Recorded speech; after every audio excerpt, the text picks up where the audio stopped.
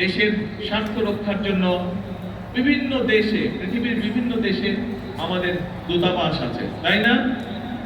দূতাবাস যেরকম আছে সেখানে আমাদের অ্যাম্বাসাডার আছে।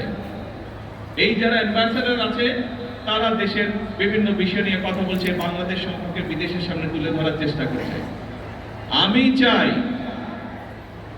চাই এই যে তোমরা যারা এখানে বসে আছো, সারা বাংলাদেশে আজকে যারা স্টেডিয়ামগুলোতে বসে আছো ছোট বন্ধুরা, ইনশাআল্লাহ তোমরা স্পোর্টসের মাধ্যমে সারা বাংলাদেশকে পৃথিবীর সামনে তুলে ধরবে। তোমরা প্রত্যেকে এক একজন বাংলাদেশের অ্যাম্বাসাডার হবে।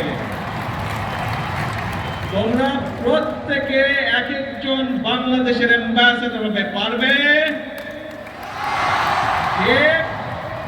তোমাদেরকে বাংলাদেশের দায়িত্ব নিতে হবে, কারণ ইউ আর দ্য ফিউচার। তোমরাই হচ্ছে বাংলাদেশের ভবিষ্যৎ। তোমাদের মধ্যে থেকে ইনশাআল্লাহ ভবিষ্যতে আন্তর্জাতিক মানের খেলোয়াড় তৈরি হবে। তোমাদের মধ্যে থেকে ইনশাআল্লাহ ভবিষ্যতে আন্তর্জাতিক মানের বড় বড় ডাক্তার তৈরি হবে। তোমাদের ভিতর থেকে ভবিষ্যতে ইনশাআল্লাহ আন্তর্জাতিক মানের লয়ার তৈরি হবে।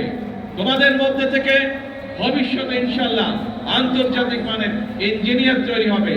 তোমাদের ভিতর থেকে ভবিষ্যতে ইনশাআল্লাহ আন্তর্জাতিক মানের আর্কিটেক্ট তৈরি হবে, এবং তোমাদের ভিতর থেকে ভবিষ্যতে নেতৃত্ব তৈরি হবে।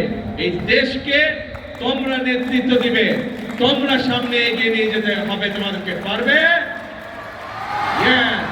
তোমাদের মধ্যে থেকে এমপি হবে, মন্ত্রী হবে, প্রধানমন্ত্রী হবে, প্রেসিডেন্ট হবে তোমাদের মধ্যে থেকে এই বাংলাদেশে, হবে না?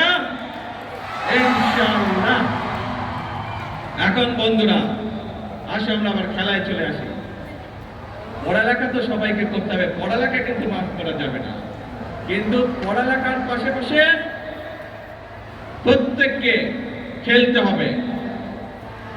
হবে, নিজেদেরকে তৈরি করতে হবে।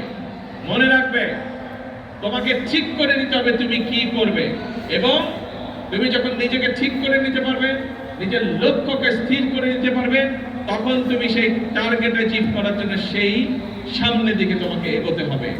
ঠিক আছে? খেলার ক্ষেত্রে হোক, পড়ালেখার ক্ষেত্রে হোক,